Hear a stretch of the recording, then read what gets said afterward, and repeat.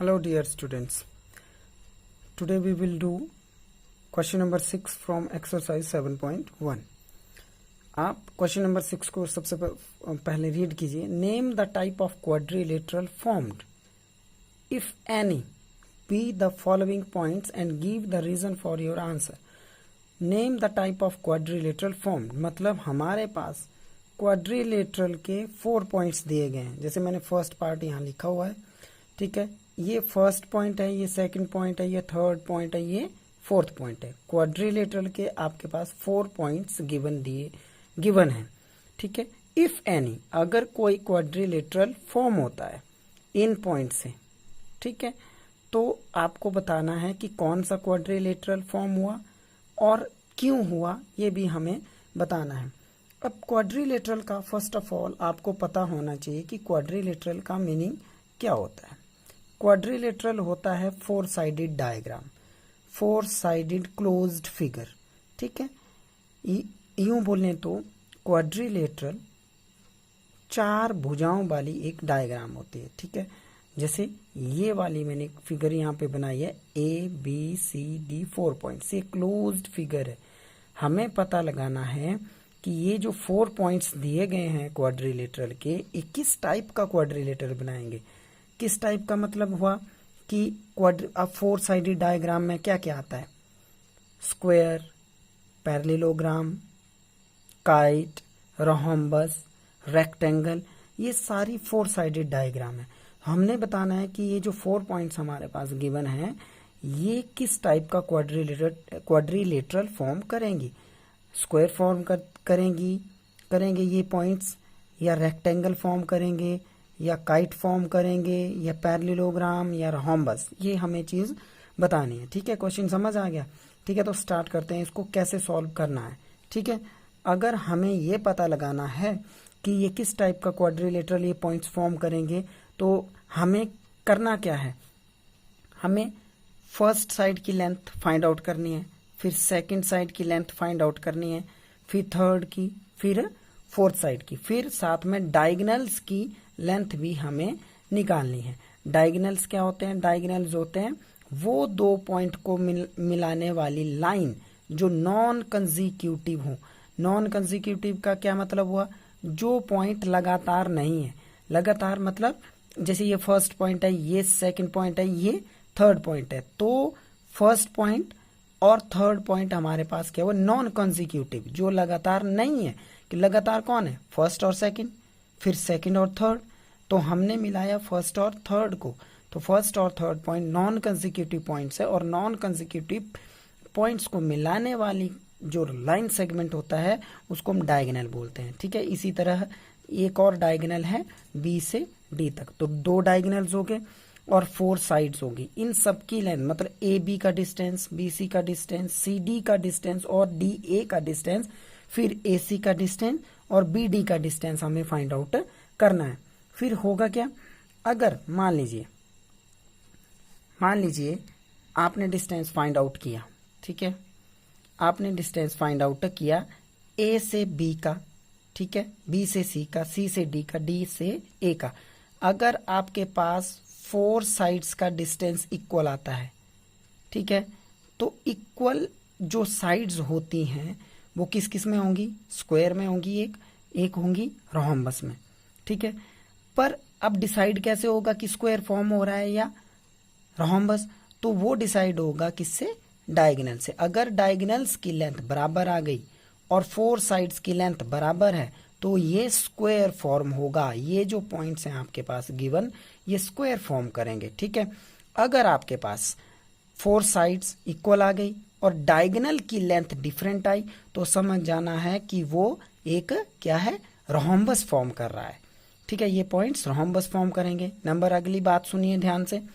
अगर आपके पास ये वाली AB साइड का और CD साइड का डिस्टेंस बराबर है, और AD और BC साइड का डिस्टेंस बराबर है, और दोनों डायगोनल बराबर हैं, मतलब A वाली साइड इसके बराबर हुई, ये वाली साइड इसके बराबर हुई, और डायगोनल दोनों इक्वल हैं, तो समझ जाओ वो रेक्टेंगल है, ठीक है. इसके लिए आपको थोड़ा सा ब्रीफली प्रॉपर्टीज के बारे में पढ़ना होगा कि किस तरह की जो 4 साइडेड डायग्राम्स होती हैं, डायगोनल्स होते हैं, स्क्वायर की प्रॉपर्टीज़ क्या हैं, रेक्टेंगल की प्रॉपर्टीज़ क्या हैं, पैरेललोग्राम की प्रॉपर्टीज़ क्या हैं, ये चीज़ें आपको थोड़ा सा डिस्कस करना पड़ेगी, थोड़ा सा फोकस इनके ऊपर करना पड़ेगा, जो 8th क्लास की बुक में आपको डिटेल में मिल जाएगा। ठीक है, तो हम स्टार्ट करते हैं। अब मैंने आपको बताया कि हम सबसे पहले 4 साइड्स जो हमारे पास हैं इनका डिस्टेंस हम निकालेंगे बाय डिस्टेंस फॉर्मूला। ठीक है, तो सबसे पहले बात करेंगे हम ए बी की। ठीक है, स्टार्ट करेंगे ए बी से। ए बी के लिए अब ए पॉइंट मैंने कहाँ लिखा, फर्स्ट पे, तो ए पॉइंट के जो कोऑर्डिनेट्स हैं वो 1 1, बी के 2 2। ठीक है, कल भी प्रीवियस वीडियो में भी ये चीज़ मैंने आपको डिटेल में बताई है कि ए आ गया 1 1, ठीक है, और ये आ गया 2 2। अब 1 1 मतलब फर्स्ट पोजीशन x की, सेकंड पोजीशन y की, 1 1 पॉइंट है, 1 1 पॉइंट का मतलब फर्स्ट पॉइंट लिया है इसको, तो x1 y1 फिर x2 y2। उसी तरह b से c चलेंगे तो b 1 1 और c 2 2, फिर c से d पर चलेंगे तो c 1 1 और d 2 2, फिर d से चलेंगे a के ऊपर तो d के पॉइंट्स को 1 1 और a के पॉइंट को 2 2, मतलब x1 y1 x2 y2। ठीक है, क्लियर है। अगर आपको कोई चीज़ समझ नहीं आ रही होगी, किसी चीज़ में कन्फ्यूज़न होगी तो कमेंट बॉक्स में लिखिएगा, मैं उसको आपको और बेटर तरीके से क्लियर कर दूंगा। ठीक है, आपने क्या किया, सबसे पहले ए बी का डिस्टेंस निकाला, डिस्टेंस फॉर्मूला लगाया। अब आप गलती कहाँ करेंगे। ठीक है, मैंने प्रीवियस वीडियो में भी ये चीज़ शेयर की थी आपसे कि आपको फोकस करना है किसके ऊपर, कहाँ फोकस करना है, आपने ब्रैकेट ओपन करने के ऊपर, आपने ब्रैकेट में वैल्यूज़ कैसे डालनी है। ठीक है, ये ध्यान रखना। अब यहाँ देखिए, आप x2 की वैल्यू आपने डाल दी 1, फिर आपने देखो फॉर्मूले के बीच में क्या लगाया है, माइनस, फिर आपने ये वाला माइनस यहाँ लगा दिया, फिर x1 की वैल्यू देखिए, x1 की वैल्यू के साथ भी माइनस है, तो आपने ये वाला माइनस अलग ब्रैकेट में क्लोज करना है, क्योंकि ये वाला माइनस वैल्यू का अपना है और ये वाला माइनस फॉर्मूले से आया है यहाँ से, राइट। ठीक है, फिर आपने ये वाला ब्रैकेट यहाँ क्लोज करना है और बड़े वाला जो ब्रैकेट है वो यहाँ क्लोज करना है और फॉर्मूला के अकॉर्डिंग आपको बाहर स्क्वायर लगाना है। Is it clear. ठीक है, क्लियर हो गया। उसी तरह से आपने यहाँ वैल्यू भरनी है y2 और y1 में। ठीक है, इसको थोड़ा सॉल्व करेंगे। यहाँ 1 आ गया, यहाँ माइनस माइनस प्लस हो गया ये वाला, फिर 1 1 का होल स्क्वायर बाहर से, और यहाँ माइनस माइनस प्लस हो गया, जीरो का कोई रोल नहीं है, जीरो मीन्स जीरो कुछ नहीं है, माइनस माइनस प्लस।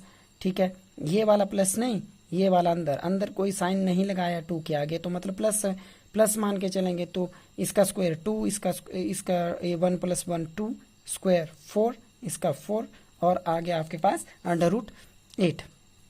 अब देखो √8 आया।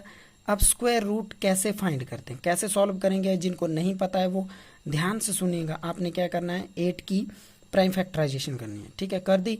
फिर आपके पास जो इक्वल नंबर का पेयर है, ठीक है, इक्वल नंबर का अगर पेयर बन गया तो वो पेयर में से एक आपने रूट के बाहर रखना है, एक आपको कैंसिल करना है, और जिसका पेयर नहीं बना है उसको रूट के अंदर लिखना है। ठीक है, यहाँ ध्यान दो, देखो 2 और 2 का पेयर बन गया, मैंने बाहर लिख दिया 1 2, दूसरा 2 खत्म कर दिया, अब बच गया 1 2 का पेयर आगे नहीं है तो आपने इसको रूट के अंदर लिख दिया। ये आपका फर्स्ट साइड का डिस्टेंस आ गया।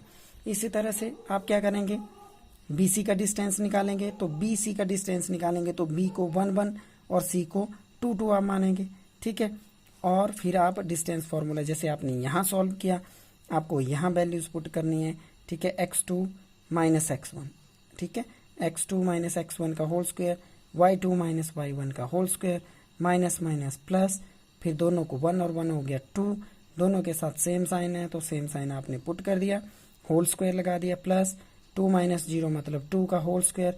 फिर इसका मैंने आपको बताया था कि माइनस की पावर अगर इवन नंबर में है तो आपका माइनस खत्म हो जाता है, क्योंकि इवन नंबर में पावर होने से क्या होता है, आपका माइनस पेयर में मल्टीप्लाई होता है, 2 माइनस मल्टीप्लाई होंगे प्लस में बदलेंगे, नेक्स्ट 2 माइनस मल्टीप्लाई होंगे वो भी प्लस में बदलेंगे। तो इवन नंबर पावर का मतलब होता है आपको माइनस की मल्टीप्लाई जो हो रही है वो पेयर में हो रही है। ठीक है, तो माइनस खत्म हो जाता है, 4 और इसका स्क्वायर 4 8 और फिर इसका आ गया 2√2। इसी तरह आपने क्या किया, CD का डिस्टेंस निकाला, C को 1 1, D को टू पॉइंट मान के सी डी का डिस्टेंस आप निकालेंगे, सॉल्व करेंगे। ठीक है, इसका सी डी की जो लेंथ है वो भी 2√2 आएगी। फिर आप डी ए को सॉल्व करेंगे, जब डी ए को सॉल्व करेंगे तो इसकी लेंथ भी 2√2 आएगी। ठीक है, अब आपने क्या किया, ए बी का डिस्टेंस निकाल लिया, बी सी का भी, सी डी का भी और डी ए का भी। अब आपको निकालना है ए से सी का डिस्टेंस, फिर बी से डी का डिस्टेंस। तो हमने क्या किया, यहाँ पे ए सी का डिस्टेंस भी निकाला। ठीक है, निकाल लिया, इसका आया 4 यूनिट्स। बी डी का डिस्टेंस निकाला, इसका भी आया 4 यूनिट्स। अब ओवरऑल कंक्लूजन क्या है, ओवरऑल कंक्लूजन ये है कि जब आपने क्या किया, 4 साइड्स का डिस्टेंस क्या आ गया आपके पास, निकाला ना आपने 4 साइड का डिस्टेंस, सभी 4 साइड्स का जो डिस्टेंस है वो इक्वल है और डायगोनल्स का डिस्टेंस इक्वल है। तो इसका मतलब हमारे पास किस टाइप का क्वाड्रिलेटरल फॉर्म हुआ, स्क्वायर। किस टाइप का, स्क्वायर। ये देखिए रिजल्ट मैंने यहाँ पे लिखा है, A B is equal to B C is equal to C D is equal to D A. सबका डिस्टेंस कितना आया, 202 यूनिट्स, और डायगोनल का डिस्टेंस कितना आया, 4 यूनिट्स। तो therefore given points forms a square because all the 4 sides are equal and 2 diagonals are of equal length, therefore it will form the square। ठीक है, अंडरस्टैंड हो गया।